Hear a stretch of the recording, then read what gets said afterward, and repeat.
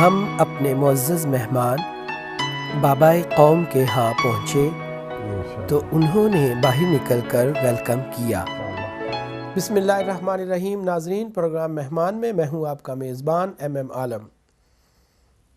آج مہمان شخصیت جو ہمارے ساتھ موجود ہیں، مذہبی، سیاسی اور سماجی شخصیت ہیں۔ یہ کسی تعارف کے محتاج نہیں۔ آئیے آپ کی ملاقات کرواتے ہیں اپنے مہمان مولانا بستان قادری صاحب سے۔ السلام علیکم۔ آج آپ ہمارے مہمان ہیں۔ ماشاءاللہ، مرحبا۔ آپ ہمارے مہمان ہیں، مہمان و میزبان کا ویلکم کرتے ہیں جناب۔ تکبیر ٹی وی دنیا بھر میں جہاں جہاں دیکھا جا رہا ہے، اس وقت آپ ان کے مہمان ہیں۔ ماشاءاللہ، بہت خوب۔ اچھے۔ آپ کی شخصیت کے کئی پہلو ہیں۔ ہم چاہیں گے کہ ابتدائی گفتگو یہاں سے کی جائے کہ آپ کی پیدائش کب اور کہاں ہوئی؟ دیکھیے جی، میری پیدائش میرپور کے قصبہ چک سواری میں ہوئی۔ 1929 کو پیدائش ہوتی ہے، اور ہمارا خاندانی پس منظر جو ہے، یہ مذہبی گھرانہ اور ایک صوفیوں اور پیروں اور علماء کا ایک گھرانہ چلا رہا ہے۔ الحمدللہ ہمارے اس خاندان نے ملک کے جید علماء کرام، مختصر سی بات میں تعارف میں سمجھتا ہوں پوری تاریخ آتی ہے کہ ہمارے جد امجد حضرت مولانا حافظ محمد عبداللہ لدڑوی رحمۃ اللہ تعالی، جو کہ حضرت کوٹلی صاحب بزرگ گزرے ہیں، ان کے بھی استاد محترم تھے۔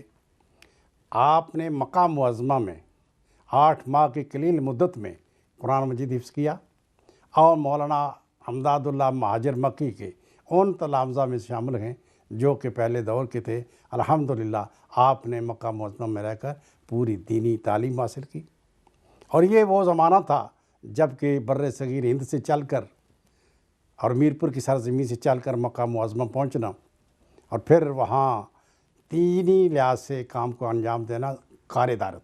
بچپن کا زمانہ آپ کا کیسا تھا؟ الحمدللہ بچپن تو تقریباً میں سمجھتا ہوں سبھی لوگوں کا ایک ہی جیسا ہوتا ہے، لیکن بسا اوقات تھوڑا سا آنکھ کھولنے کے بعد کوئی تھوڑا بہت شرارتی ہو جاتا ہے، کوئی تھوڑا بہت دھیما ہو جاتا ہے۔ تو اس لحاظ سے شرارتوں کا موقع اس وقت ملتا تھا جب آدمی کے پاس کوئی وقت ہوتا تھا۔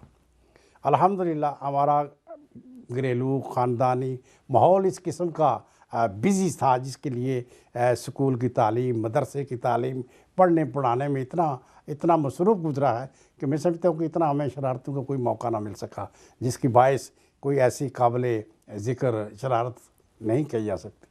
بہن بھائیوں میں آپ کا نمبر کون سا ہے؟ سب سے بڑے میرے بھائی تھے، ڈاکٹر غلام ربانی کے نام سے مشہور ہیں۔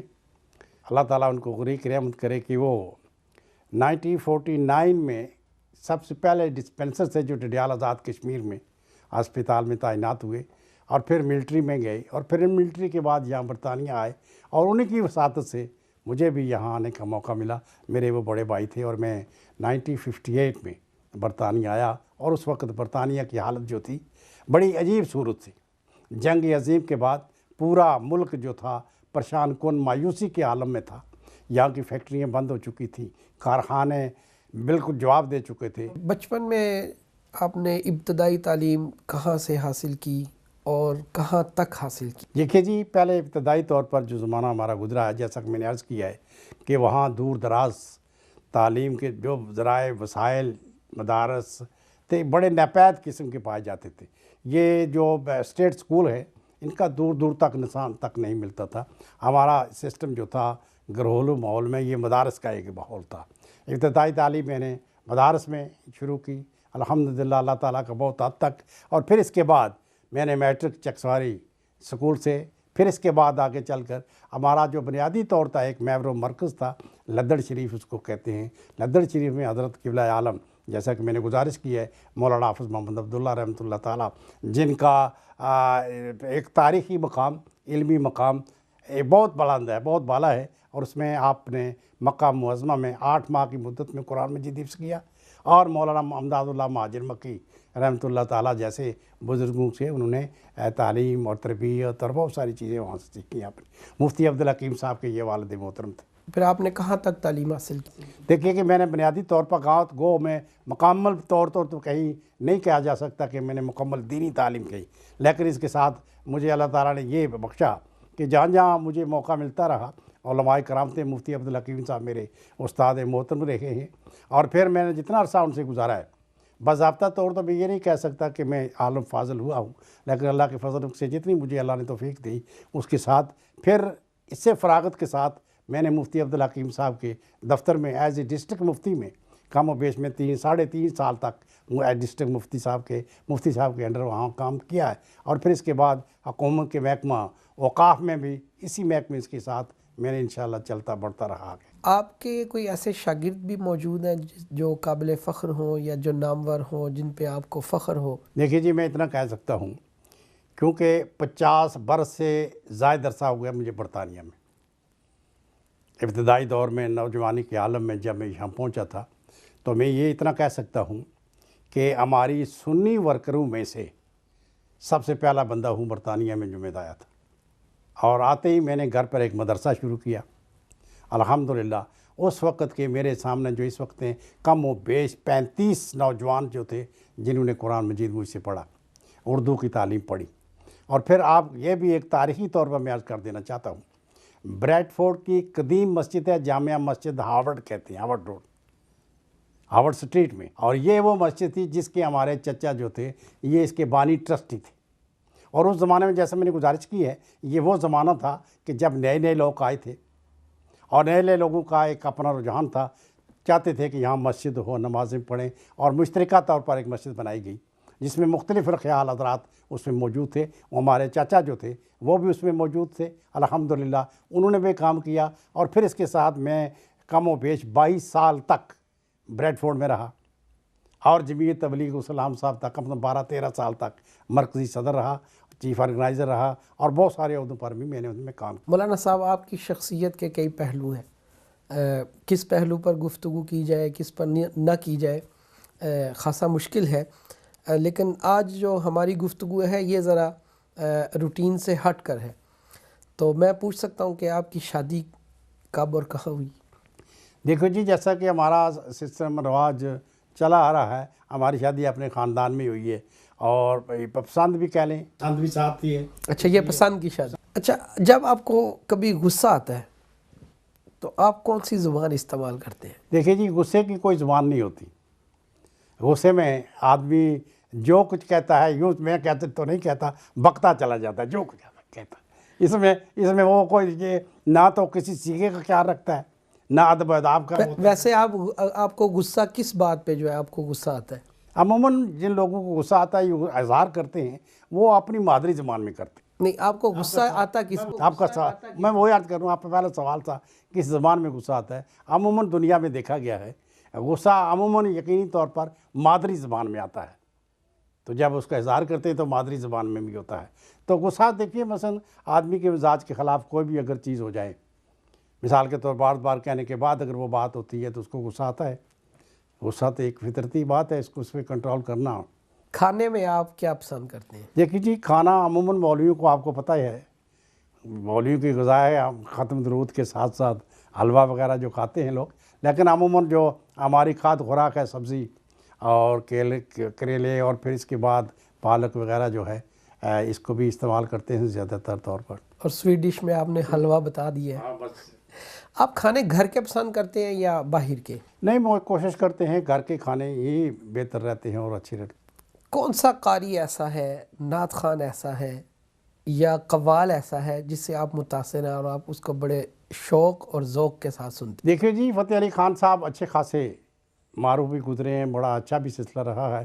اسی طرح آج کے دور کے قاری جو ہیں، اویس قادری صاحب جو ہیں، یہ ہمارے لیے اچھے محترم ہیں، ان کا آج کے دور میں طوطی بول رہا ہے، اس وجہ سے ہمارے لیے بڑے محترم ہیں۔ اچھا، لباس کا خیال آپ خود رکھتے ہیں یا آپ کے گھر والے آپ کا لباس کا خیال رکھتے ہیں، اس کی خرید و فروخت، آپ یہ پہن لیں اس کے ساتھ یہ پہن لیں؟ ہاں، نہیں، یہ خود ہی رکھنا پڑتا ہے، کیونکہ اگر آپ سے ملنا تو مجھے دیکھنا کہ آپ کی چوائس کیا اور مجھے آپ سے کیسے ملنا ہے۔ اگر صوفی صاحب سے ملنا تو صوفی صاحب کے مزاج کے مطابق مجھے لباس کا کیا، اگر پیر صاحب کو ملنے جا رہا ہوں تو اس کے لیے یقینی طور پر اسی قسم کا لباس جو ہے خود ہی سلیکٹ کرنا پڑتا ہے۔ اچھا، آپ جو ہے وہ ہمدرد دل رکھتے ہیں یا سخت دل کے مالک ہیں؟ کبھی کوئی آپ کے پاس ہیلپ کے لیے آ جائے یا کوئی آپ دیکھیں کوئی ایسا واقعہ دیکھیں کہ جس پر آپ جو ہے فوراً جو ہے آپ کا دل پسیج جائے، یا پھر آپ کا سخت دل ہے ٹھیک ہے یہ روٹین کے معاملات ہے، اس طرح کے واقعات، اس طرح کے سانحات یہ ہوتے ہی رہتے ہیں؟ دیکھیں جی، ہماری ساری زندگی جو ہے ایک ایسے ماحول میں گزری ہے اور ایسی تربیت میں گزری ہے، آقا دو جان سرور کونین صلی اللہ علیہ وسلم کی تعلیمات کی روشنی میں قدم قدم پر ہم خود کو لوگوں کو بھی یہی تبلیغ کرتے ہیں اور خود بھی اس پہ کاربند ہیں۔ جب کوئی غرض مند آئے یا جس کی مدد چاہیے تو یقینی طور پر یہ تو ہمارا اولین فرض ہوتا ہے خود بھی اس پہ عمل کریں اور دوسروں کو بھی اس کی دعوت دیں۔ گھر کی دیکھ بھال میں کبھی آپ نے کوئی کردار ادا کیا یہ دیکھیں یا سب کچھ انہی پر چھوڑ رکھا ہے؟ یہ دیکھو جی، بڑی عجیب صورت ہے اور اس میں اگر بہت اچھا سوال کیا آپ نے تو یقین جانے کہ میں کافی سوچ و بچار کے بعد یہ جواب دیتا، لیکن اس لیے میرے پاس ایک آسان سا جواب یہ ہے کہ جب میں نے آنکھ کھولی تو والد صاحب یاد تھے اور اس دور میں مجھے کچھ دیکھنا کرنا نہیں پڑا۔ پھر اس کے بعد بڑے بھائی تھے، انہوں نے میری سرپرستی کی اور یہ گھر کا پورا ماحول جو ہے یہ سب کا سب ان لوگوں کی ذمہ رہا ہے۔ میرے بھائی تھے، پھر گھر والوں نے تھے، اور مجھے گھر سے یقین جانے کے قطعاً کوئی واسطہ نہیں رہا۔ چھوٹے موٹے حالانکہ میرے بچوں کی جو شادیاں ہیں وہ بھی بھائی صاحب نے کی ہیں، وہی اس کے مت سے کرتے درتے رہے ہیں، اور گھر والے سب جو ہے یہی وجہ ہے کہ الحمدللہ کہ مجھے دینی کام کرنے میں جو موقع ملا ہے، زیادہ سے زیادہ موقع اس لیے ملا ہے کہ مثلا بھائیوں نے مجھے فری کر رکھا، انہوں نے موقع دیا، کبھی یہاں کبھی وہاں ہے، دین اسلام کے لیے جانے کے لیے بہت آپ تو ان گھر والوں کی بات کر رہے ہیں نا، تو جب گھر والی آ جاتی ہے تو اس کے بعد پھر ان کے ساتھ جو ہے آپ دیکھ بھال گھر کی کرنی، یہ عموماً جو دیکھا گیا لوگوں کے ذہن میں شاید یہ کنسیپٹ بھی پایا جاتا ہے کہ جو علماء ہیں، حالانکہ حضور علیہ الصلوۃ والسلام کی جو زندگی ہے، آپ زندگی کے تمام جو آپ کی زندگی کے معمولات ہیں سیرت پڑھیں تو آپ گھر میں بھی ہاتھ بٹاتے تھے اور باہر کے کام بھی کرتے تھے، لیکن علماء کرام جو ہیں یہ ان کی مصروفیت بہت زیادہ باہر ہوتی ہے، تو آپ کی مصروفیت کا بھی عالم جو ہے وہ اسی طرح کا ہے، پھر بھی آپ جو ہے گھر میں جو ہے وہ کبھی کوئی اس طرح کے نہیں بہت بڑا مشکل رہا، یہ بہت بڑا مشکل رہا ہے، اس لیے کہ میری روٹین پہلے سے ایک بندی چلی آ رہی تھی اور اس میں گھر میں آنے جانے میں بھی ہماری گھر والی کو بھی کوئی اتنا موقع نہیں ملا، اس لیے گھر میں ایک ایسا خوبصورت قسم کا ماحول چلا آ رہا تھا، تو میرا صبح آنا، دیر سے جانا آنا وغیرہ جو تھا اس میں کوئی ایسی رکاوٹ نہیں بنا۔ وہ مجھے ایسے کاموں سے کوئی دلچسپی ضرور رہی ہے، مدد کرنا بھی چاہا ہے، لیکن میرے پاس جو دوسری مصروفیات تھیں باہر کی۔ اچھا، آپ اپنے بچوں کے بارے میں کچھ تعارف کروائیں، آپ کے کتنے بچے ہیں اور وہ اس وقت کیا ایجوکیشن لے رہے ہیں یا کسی جاب پر ہیں، کیا کر رہے ہیں؟ دیکھو جی، میرے 3 بیٹے ہیں۔ بڑا بیٹا جو ہے فاروق احمد قادری اس کا نام ہے، اور وہ اچھی خاصی تعلیم سے پاکستان سے مثلا اس نے آیا وہ پاکستان سے، پھر یہاں پاکستان سے آنے کے بعد اس نے بینک کی ملازمت شروع کی، کم از کم 15 18 20 25 سال بینک میں رہا، اور بینک کی ریٹائرمنٹ کے بعد آج کل بزنس کرتا ہے نوجوان۔ اور اس کی بیٹی ہے جو اس کو بارٹ لا ہے، سائمہ احمد نام ہے اس کی بیٹی کا، وہ بارٹ لاٹ ہے۔ اس کے ساتھ دوسرے میرا بیٹا جو ہے ممتاز احمد نام ہے، وہ بھی پڑھائی سے فارغ ہے، آج کل کاروبار کرتا ہے، اس کا اپنا بزنس ہے۔ تیسرا چھوٹا جو ہے وہ فیکٹری میں کام کرتا ہے اس طرح، اور ایک بیٹی ہے میری جو مثلا الحمدللہ وہ بھی اپنے گھر، بیٹے کا نام بھی بتا دیں۔ نعیم احمد جو نام ہے اس کا، اسی نام سے ہم کوئی نیت ہی لکھتے ہیں، ابو نعیم بھی اسی نام سے۔ آپ نے اپنے تیسرے بیٹے کا نام بھی بتا سعیدہ جو ہے یہ میری بیٹی بھی جو ہے الحمدللہ اللہ تعالیٰ کی بڑی ایک نعمت ہے۔ بیٹیوں کا جو سلسلہ ہے میں سمجھتا ہوں وہ بیٹوں سے بہت زیادہ بڑھ کر پیار اور محبت، اور ان کی وجہ سے والدین کی یقینی طور پر وقت آئے تو زیادہ خدمت بچے ہی۔ ویسے تو بچے سارے ہی پیارے ہوتے ہیں، لیکن آپ کا لگاؤ کس طرف زیادہ ہے، کہ کسی کوئی خاص وجہ ہوتی ہے کہ یہ بچہ میرا بہت ہونہار ہے اور یہ ایجوکیٹ ہے، یہ بڑا سمجھدار ہے، آپ کے زندگی کے فیصلے ہیں ان میں آپ اس کو ساتھ شامل کرتے ہیں؟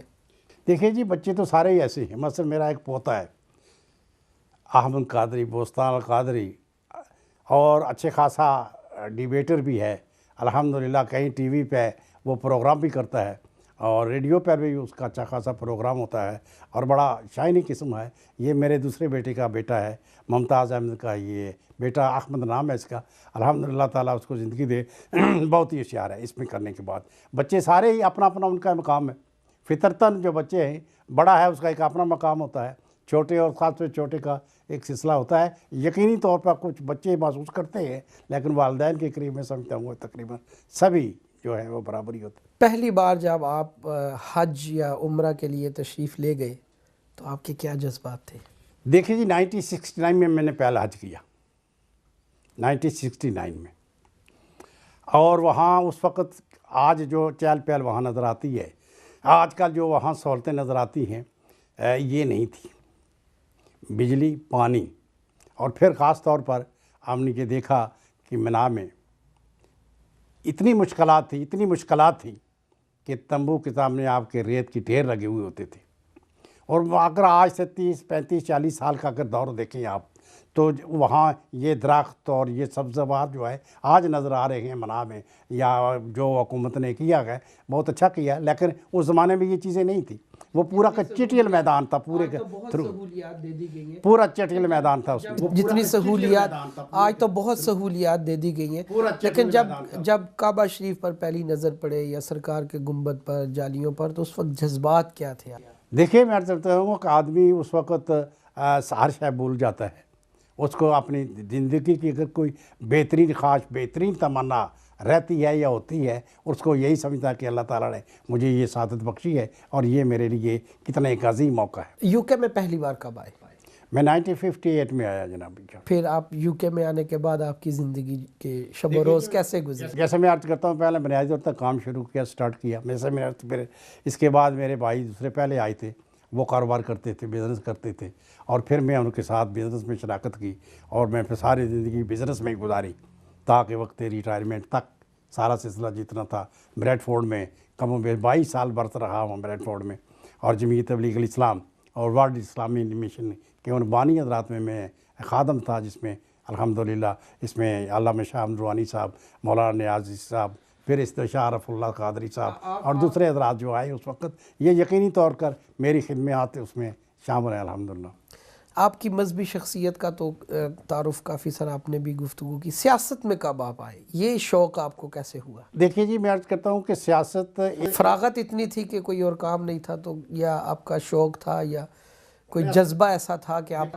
دیکھیں جی حضرت علامہ شاہ احمد روحانی صاحب کا آنا جانا، علامہ صاحب سے بڑا ایک میرا روحانی تعلق بھی رشتہ تھا کہ آپ کے بزرگوار مولانا ضیاء الدین مدنی رحمۃ اللہ تعالیٰ میری بیعت کتب مدینہ مولانا ضیاء الدین مدنی رحمۃ اللہ تعالیٰ سے، آپ اعلیٰ حضرت کے خلیفہ ہیں. یوں سمجھیے کہ میرا ایک واسطے کے ساتھ اعلیٰ حضرت سے تعلق ہے. اعلیٰ حضرت میرے دادا پیر ہیں، اور یہ سلسلہ تو اس حوالے سے بھی شاہ احمد روحانی کے ساتھ میرا ایک تعلق جو تھا وہ بھی قریبی تھا. روحانی سلسلہ سے، طریقت کے سلسلے سے بھی آنے جانے کے لحاظ سے جب انہوں نے دیکھا، اور اکثر و بیشتر ان کی تقریروں میں یا باتوں میں جب یہ بات چل رہی تھی کہ نظام مصطفیٰ کی تاریخ چل جائے، تو ایک دفعہ انہوں نے یہ کہا کہ جب تک ملک کے اندر علماء کے پاس یہ اقتدار نہیں ہوگا تو یقینی طور پر نظام نہیں آ سکتا.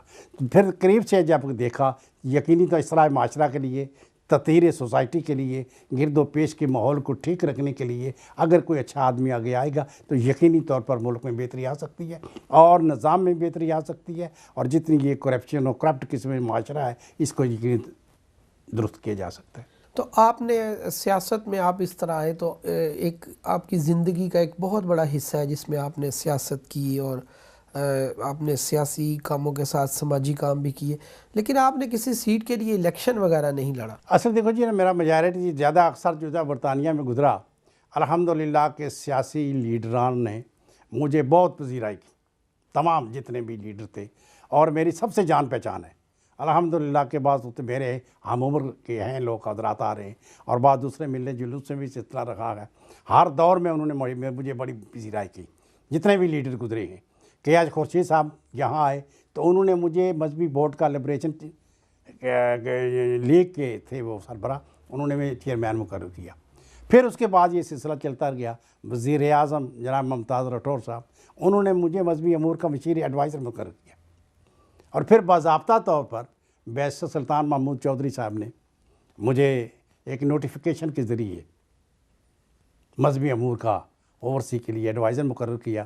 اور پھر ایک ہمارے چاچا علی محمد سے اللہ تعالیٰ ان کے کریم کے رحمت کرے، انہوں نے زکوٰۃ و عشر کے لیے بھی ایک مجھے ایک عہدہ تفویض کیا، جس کے باعث الحمدللہ کہ مجھے موقع ملا اور میں نے یہ دیکھ کر پورا جو سسٹم تھا یہاں سے وہاں تک پاکستان میں آنے جانے کے ساتھ ساتھ آزاد کشمیر میں جا کے دیکھا کہ اس میں کتنا ایک گیپ تھا اور کتنی چیزیں فیل ہو سکتی ہیں اور کس طرح آگے چلا جا سکتا۔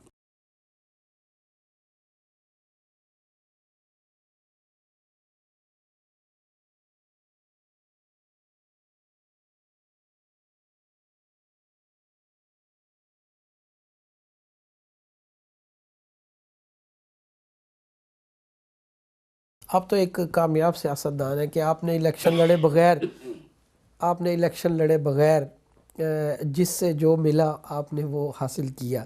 تو اگر آپ برطانیہ کی سیاست میں آتے اور یہاں پر اگر آپ کوئی اس طرح کا الیکشن کے ذریعے اگر آپ کوئی سیٹ پہ جاتے تو یہاں پر بھی آپ کام کر سکتے تھے، لیکن آپ نے یہاں پر بھی کوئی ایسی دلچسپی آپ کی نہیں۔ دیکھیے جی، ہم نے مقامی طور پر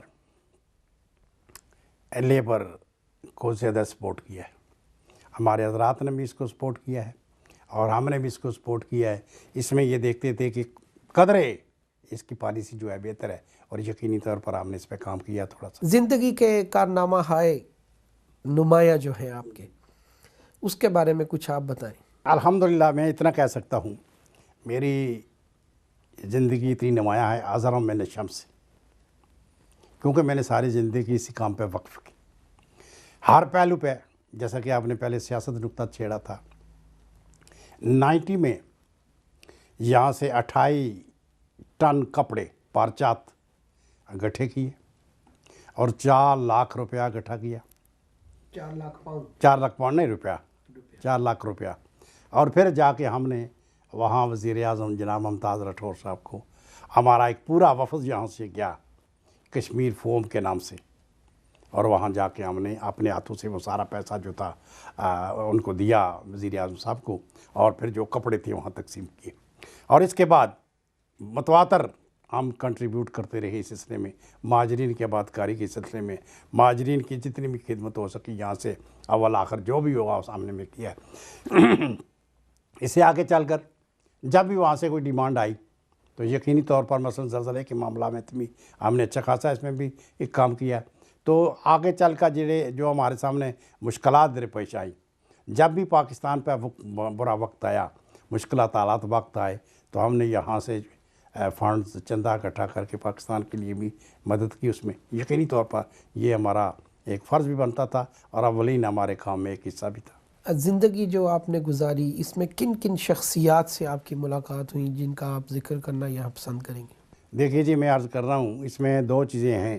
پہلی چیز یہ ہے کہ آدمی کی ایک دلچسپی ہوتی ہے اور حالات کے کچھ تقاضے بھی ہوتے ہیں۔ جب جس دور میں آیا ہوں یہاں کا ماحول اس وقت بڑا عجیب قسم کا ماحول تھا، بے روزگاری بہت زیادہ تھی اور ہمارے لوگ ملک سے بہت زیادہ لوگ آئے ہوئے تھے، اور پھر اس کے ساتھ تھوڑا بہت جو یہاں کے کاروباری حلقے تھے وہ بھی بڑے تنگ تھے، مایوس تھے، اس لیے کہ جنگ عظیم کا یہ فوری دور تھا۔ یہاں کا انگریز جو تھا یہ اس وقت کام نہیں کرنا چاہتا تھا، اور انگریز مرد اور اتنی مایوس تھیں، فیکٹریاں بند ہو رہی تھیں، اور یہی وجہ کہ اس وقت گورنمنٹ نے لیبر معاہدہ کیا، دوسرے ملکوں سے، افریقہ سے کیا، پاکستان سے کیا، ہمارے لوگ یہاں آئے۔ جب آئے یہاں تو سلسلہ جب وہاں شروع ہوا تو یہ ہمارے سامنے ایک پہلی مشکل تھی اپنے لوگوں کے لیے کہ کس طرح ان کو ایڈجسٹ کیا جائے۔ جتنے بھی ہمارے لوگ یہاں پہلے سے موجود تھے وہ انہوں نے بڑی ہمدردیاں کی ان لوگوں سے۔ پھر اس کے بعد سیاست کا ایک سلسلہ چل نکلتا ہے، مثلا سیاسی نقطہ نگاہ سے یہاں کے ہائی کمشنر صاحب ہی اس وقت ہمارا ایک بڑا محور مرکز ہوتے تھے۔ 1962 میں کامن ویلتھ ملکوں کی کانفرنس ہو رہی تھی، پاکستان کے صدر فیلڈ مارشل ایوب خان ان سے آپ کی پہلی جی آئے دورے پر، اور پھر اس دورے پر بھارت کے پنڈت جواہر لال نہرو بھی آئے اور کشمیریوں نے ایک جلوس نکالا۔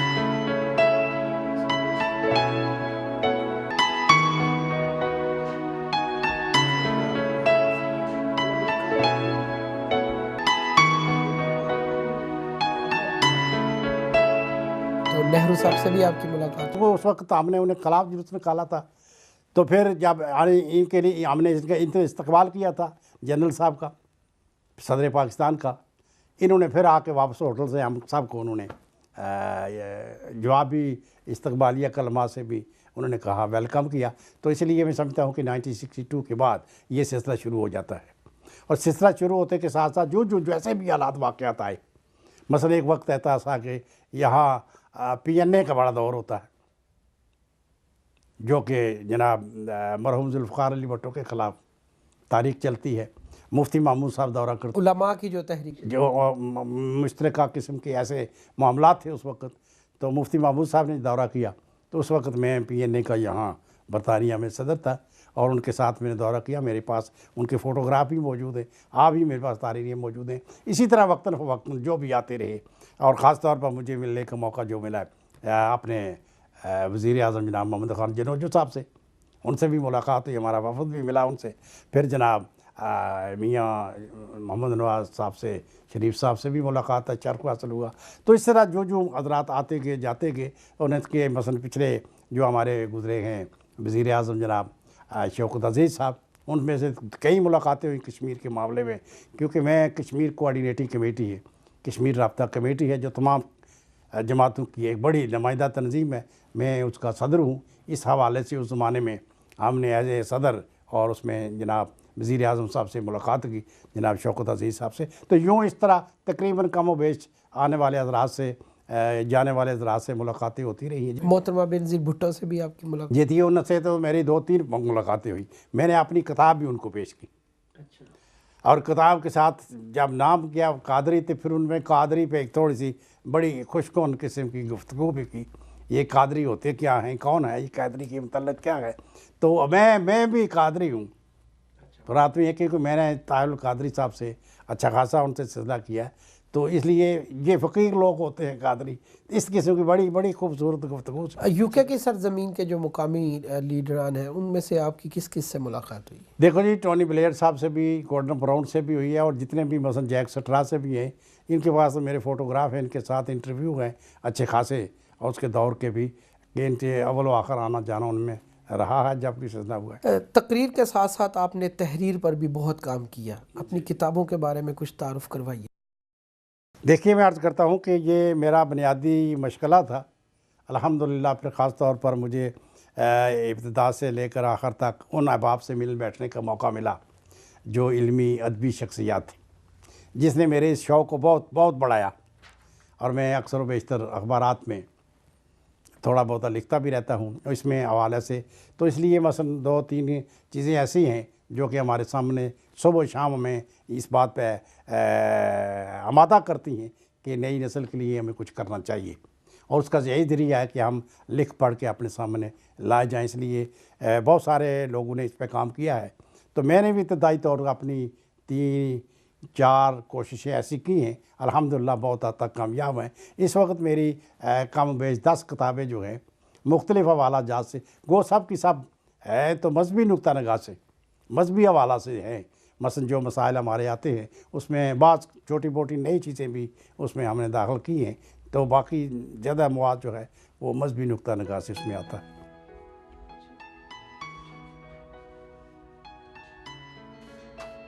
مولانا بوستان قادری نے اپنی زندگی میں ہونے والا تمام تحریری کام انتہائی سلیقے سے سنبھال رکھا ہے.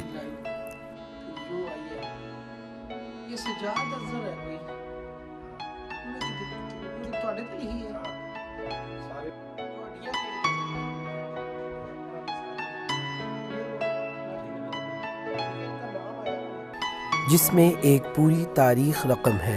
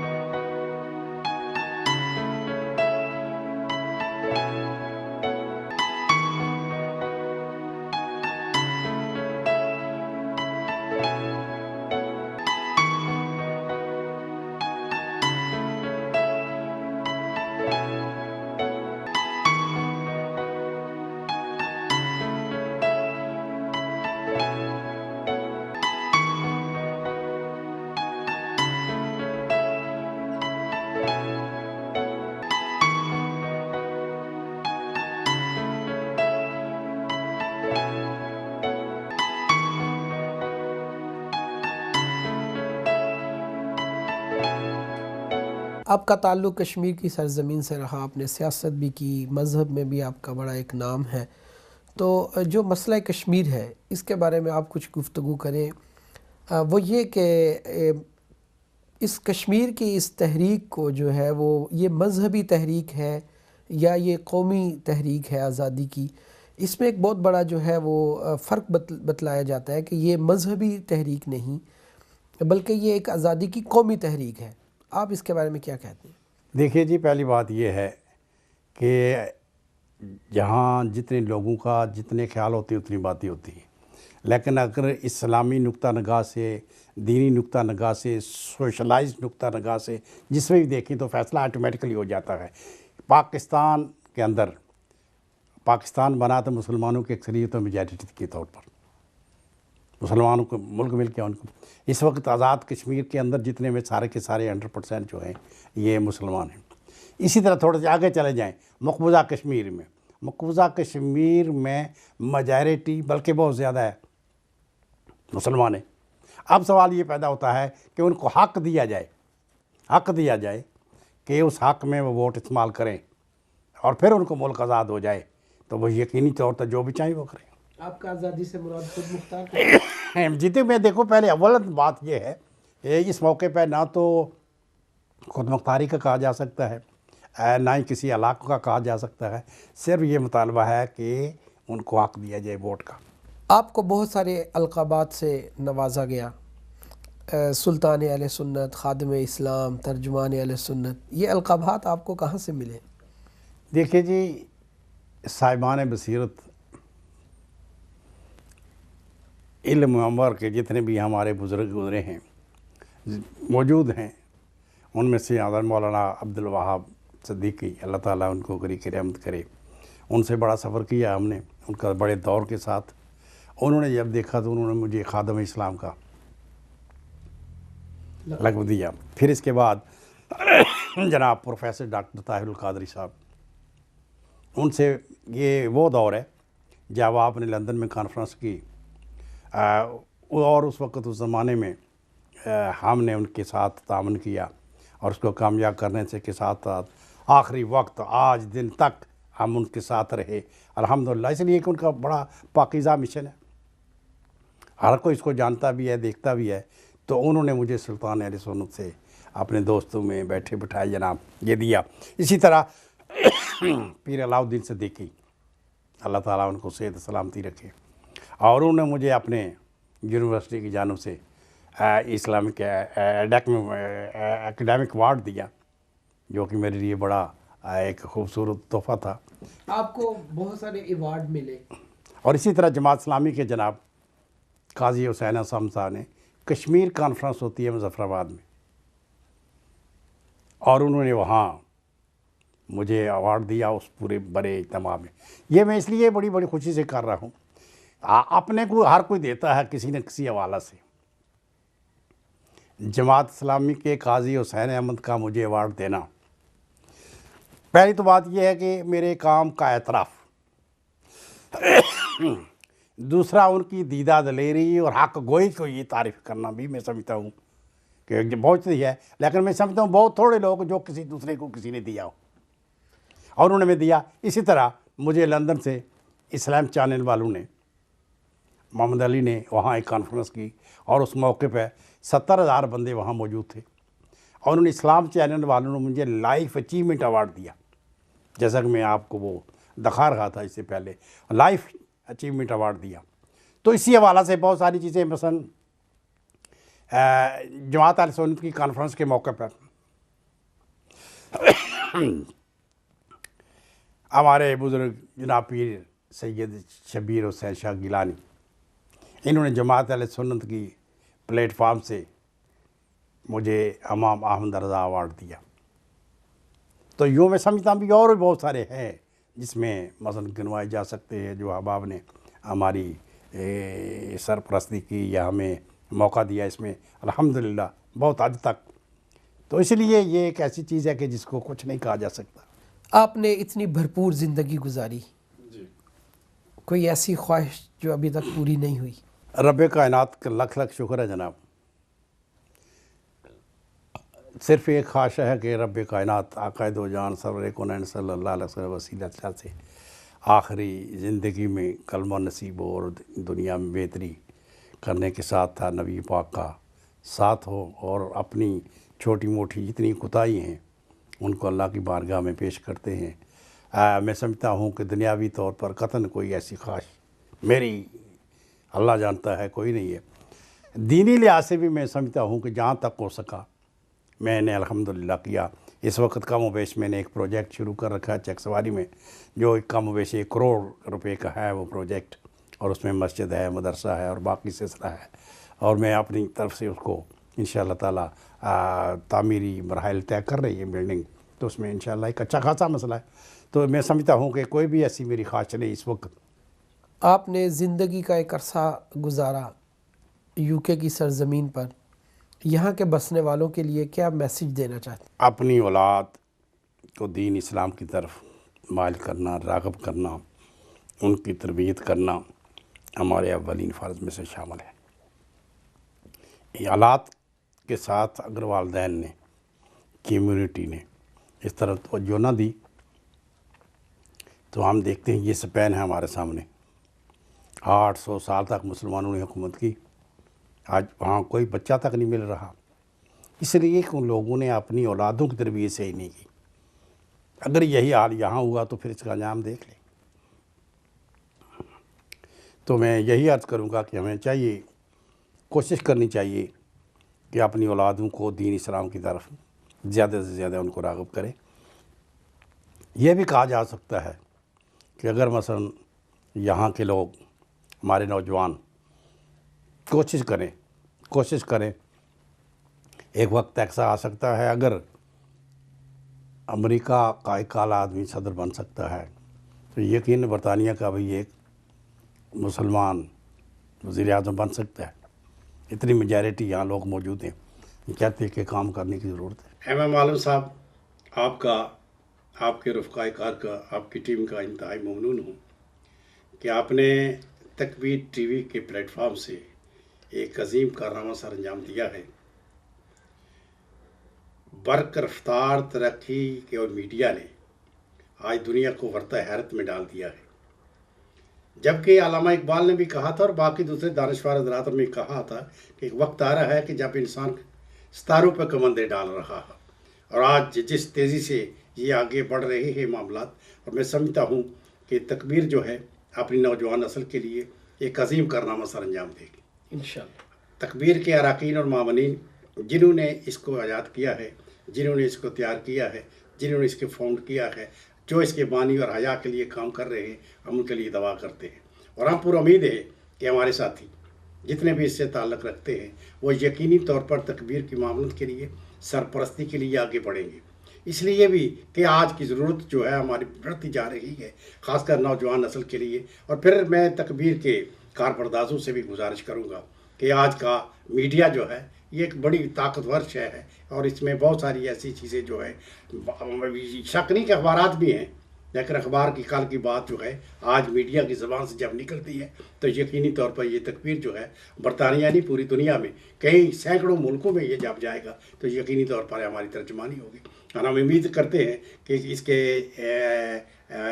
بزرگان دین نے جنہوں نے اس کو شروع کیا ہے اور اس کی حیا کے لیے جنہوں نے مشکلات اٹھائی ہیں، اور ہم پورا یقین کے ساتھ ان کو تعاون یقین دلاتے ہیں، اور ہمارے علماء، ہمارے ائمہ، ہمارے مشائخ، ہمارے ناظمین مساجد، اور خاص طور پر جس کا آپ پہلے ذکر کر رہے تھے برٹش مسلم فورم، برٹش مسلم فورم کے یہی اس میں سے ایک، ان میں سے یہ ایک بھی اس کی جز ہے، اور کہ مثلا یہ برٹش مسلم یوں سمجھیے کہ برٹش میں تکبیر جو ہے برٹش مسلم فورم کا کام کر رہی ہے، تکبیر جو ہے سنی کنفیڈریشن کا کام کر رہی ہے، یہ ہماری جماعتوں کی ترجمانی کر رہی ہے۔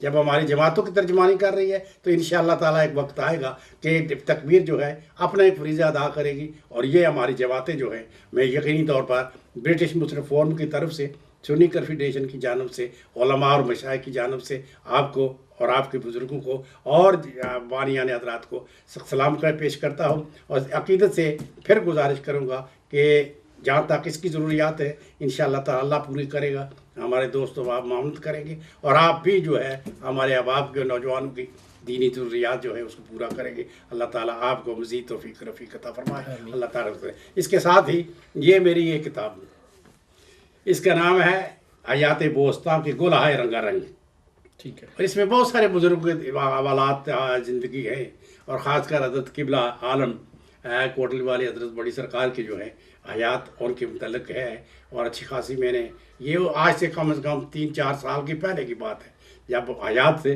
تو جب میں نے یہ وہاں کتاب پہنچائی اور وہاں تک انہوں نے بڑی دعائیں دی، اور بعض حضرات نے یہ کہا یہ آپ نے کیا کیا، کیا لکھا ہے، تو میں نے کہا کہ اس میں جو کچھ لکھا ہے انشاءاللہ سچ لکھا ہے۔ حضرت صاحب نے میرے لیے دعائیں دی، اور میں سمجھتا ہوں آج جو کچھ سلسلہ ہوا ہے بزرگوں کی دعا سے ہو رہا ہے، اور آپ یہاں تشریف لائے، آپ کی تشریف آنے کا بہت شکریہ، آپ کے رفیق کار جو ہے ان کا بھی مشکور ہوں، اور یہ تحفہ آپ کی خدمت میں پیش کرتا ہوں جناب۔ آپ نے اپنی زندگی اسلام کی خاطر وقف کیے رکھی۔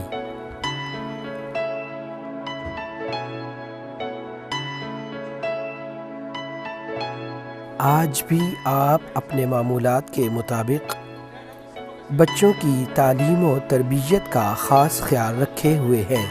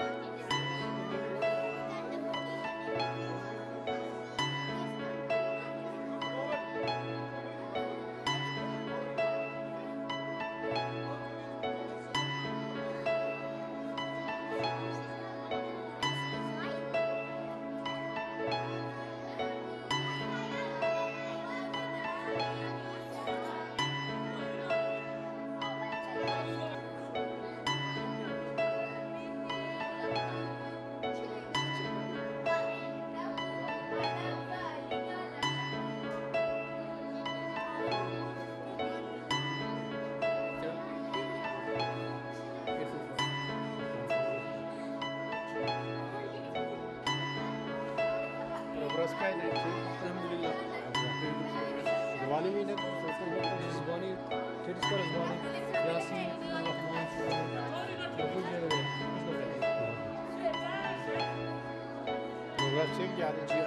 انگلش اردو بھی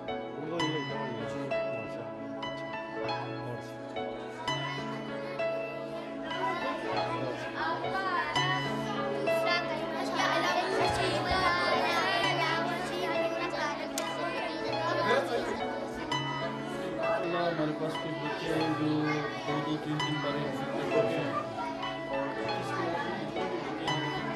والے ہیں ان کو نماز نماز جنازہ ایمان کی